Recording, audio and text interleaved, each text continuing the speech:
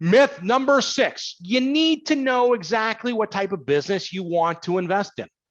The answer is no, but you need to determine what characteristics are best for you if you were to invest in a franchise.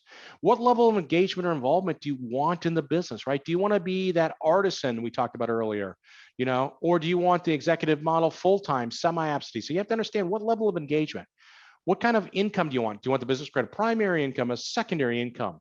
What level of income do you want? And then you want to know, hey, are you comfortable managing and leading people? Do you want to grow and scale a business? Do you want to have 1 location or 4 locations? Geographically, where do you want the business to have? Is status important? Do you care what other people think about the type of business you own as long as you're making good money? It's honest, good business making money, right? Are you comfortable talking to people about your business? Are you going to involve family members, spouse, significant other, your kids? What kind of business schedule do you want? Do you want a lifestyle business that's Monday through Friday, or are you okay with a 24/7 business? What's your tolerance to risk? How long do you want to own the business? Do you want to own it for 5 years, 10 years, 15 years? All great characteristics that you have to decide what you're looking for. Now, myth number 7, with over 4,000 franchise concepts, it is impossible to find the right match. No, but when we're looking to find a franchise that fits you, you need to know what characteristics you're looking for in a business from that standpoint. You need to know, what do you want to accomplish in the business? And you certainly, as we look to find a franchise, we want to leverage an investigation process for your validation or your due diligence.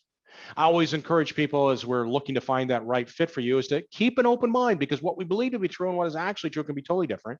And I always encourage people, when we go to explore franchises, is have fun learning about the businesses. It's a journey. You get to meet some great people, learn about some cool businesses, and we want to enjoy the process of finding that right business partner, that right business.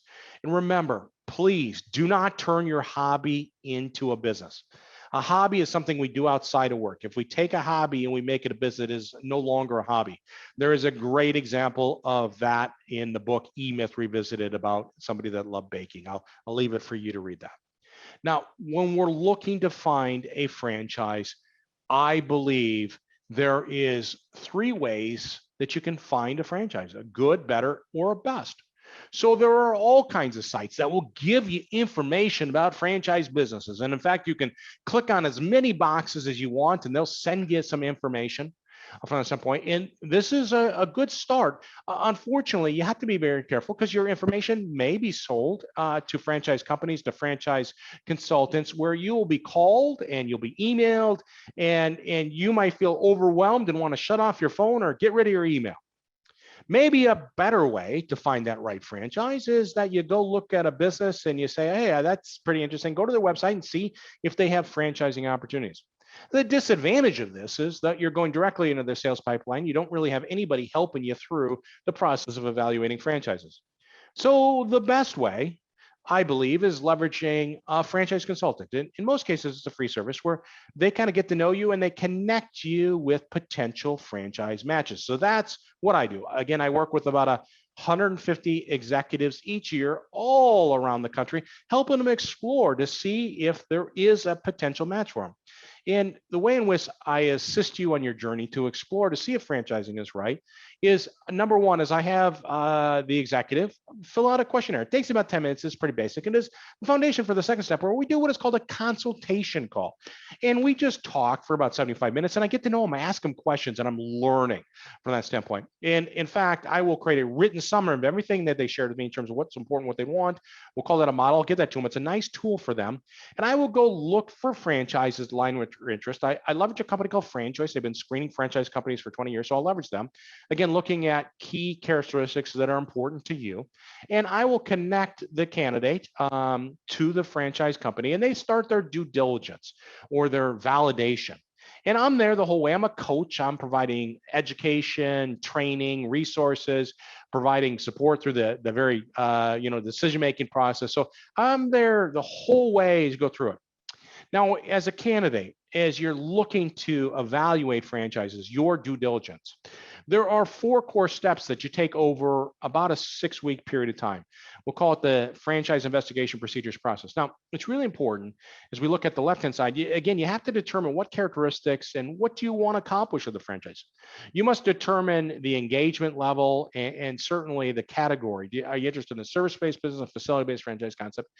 And then you got to get in front of these franchise companies, and they're going to go through and you're going to do 4 core steps as part of your due diligence, your validation. So the first major step is introduction call. That's where you have a call. The franchise company explains their business model. They answer a lot of questions. You guys start getting to know each other.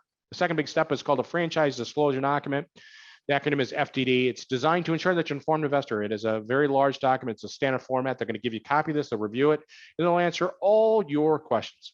The third step is the most important step, in my opinion, is validation. Your opportunity to talk to actual franchise owners within that franchise system without the franchisor present. And once you build rapport, you can ask them any question. This is where you find out if franchises are happy and if they're making money. The last big step in your due diligence process will be a discovery day, meet the team day, confirmation day. It's all the same term for really about the relationship. You're feeling good about a franchise company. They're feeling very good about you. They invite you out to their corporate headquarters, and you both kind of decide, is this a match? Now, there are other little steps. They may take you through a marketing call, a territory call, a training, how their training works, how their funding plan. The idea behind it is little steps by comparison to those 4 core steps. Now, things that you want to consider when you are investigating franchises is number 1, the experience of the leadership team. Now, the deal is that I can be a leader. I have a small business. It's one location.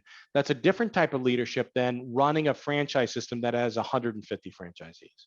You also understand, hey, the day that I become a franchisee, what is the launch support and training from a standpoint?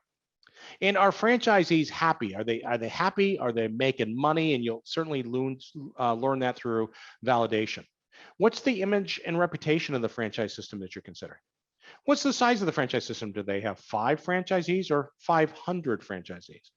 Is it an upcoming concept or established? I mean, have they been around for 2 months or have they been around for 20 years?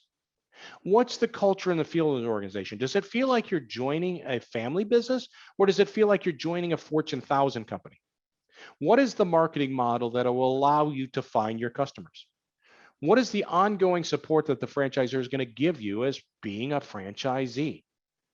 And if it's a facility-based concept, what's the level of assistance with the site selection and the build out? And what is, again, the overall financial strength of the franchise company?